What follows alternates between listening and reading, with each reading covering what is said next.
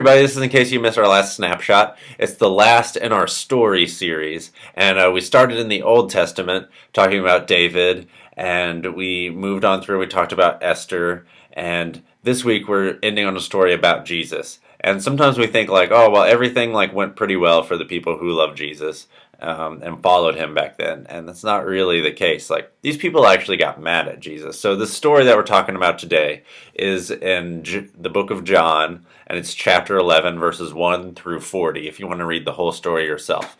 But we're just going to sum it up here.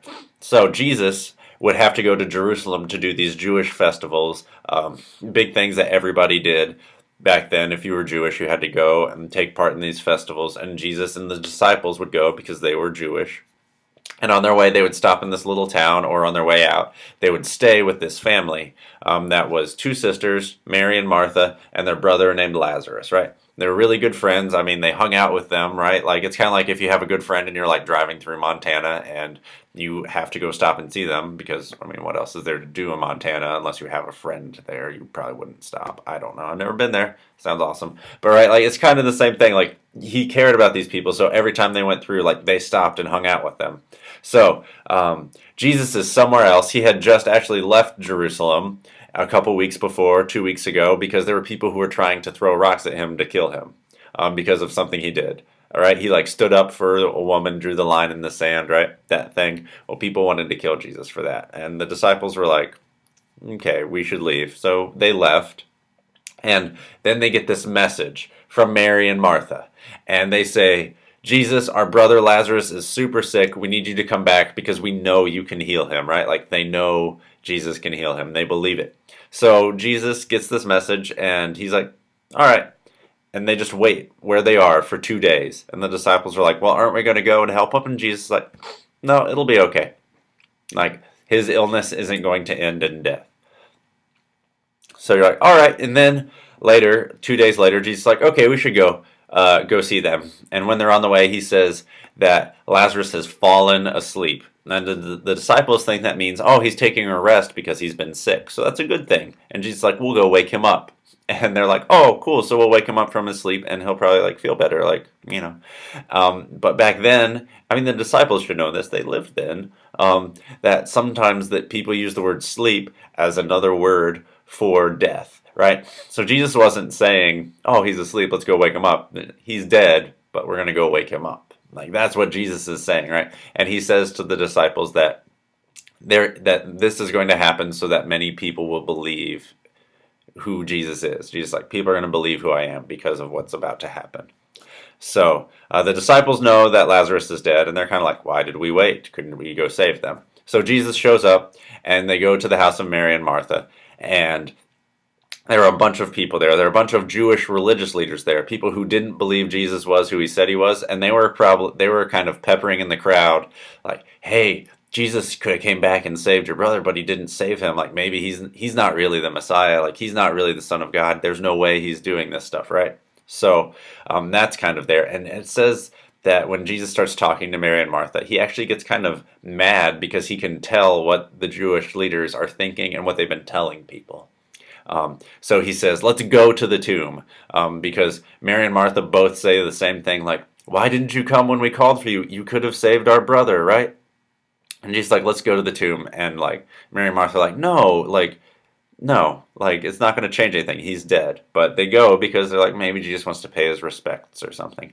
And when they get there, Jesus still is upset because he hears this like, well, why didn't Jesus save him? One of the Jewish leaders says, he healed a blind man. Why couldn't he save his friend? Right? So Jesus gets super upset and he says, roll away the stone on the tomb. They rolled this big stone over in front of the tomb, kind of like they did with Jesus' tomb, right? That's how they did things back then. And so Martha gets super upset with Jesus. She's like, don't do that. Like that would be just as weird as like having someone in your family die and then like me walking up and being like, you know what, we should dig out the casket and open it up. Like that's as exactly horrifying as it sounds to us. Like that's how horrifying it was to say roll the stone over, right? To those people then, like Jesus wasn't making friends when he said that, right? Like, that's not something people are like, oh yeah, we should do that. Like, nobody thought that was a good idea because he had been dead for 4 days, and like his body is going to stink. It's decomposed. Like, there's no way this is going to be a good thing, rolling this stone away. But Jesus says it, and they believe it. And then Jesus prays to God, and he says, "Thank you, Father, for listening, for hearing me." And then he just says, "Lazarus, come out." That's all he says. And then Lazarus walks out of the tomb. He's all covered up in his grave clothes. He's got a big thing wrapped around his head. He probably looked kind of like a mummy, right? And then people go and unwrap him, and he is not decomposed. Like, I want you to get that, right? Like, Lazarus isn't like this disfigured, weird, crazy, scary mummy-looking thing like in a Brendan Fraser movie. You're probably too young to get that. That's okay. Check it out.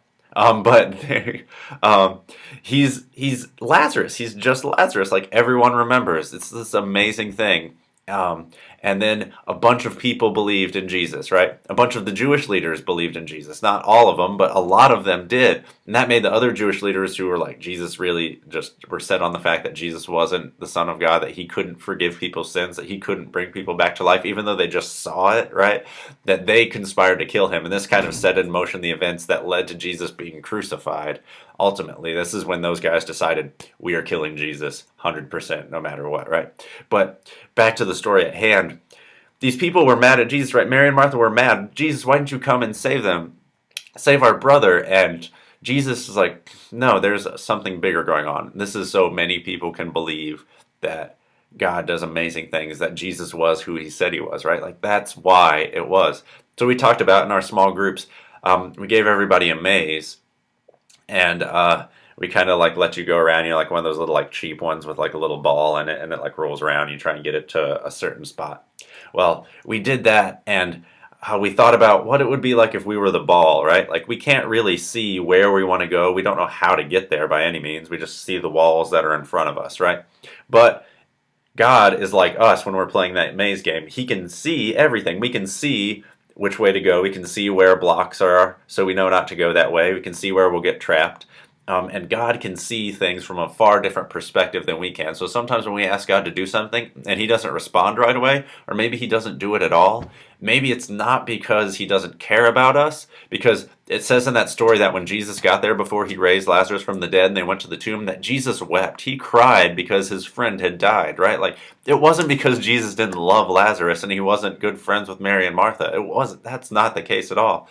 It's that this thing happened so more people could understand who God was, so something greater could happen. And sometimes that's really hard for us to see when we're the ball and we're inside the little maze. But trusting that God can see the grand perspective of everything going on. And also, don't want you to miss, Jesus raised someone from the dead, right? He can do amazing things no matter what your life looks like, no matter what struggles you're going through, no matter what hardships you have. Jesus can bring you life. Remember, that body was decomposing for 4 days. It wasn't going to be pretty, right? But Lazarus came back and he was just Lazarus, right? God can restore our lives. Don't ever forget that. All right. Love you guys. Have an awesome week. God bless.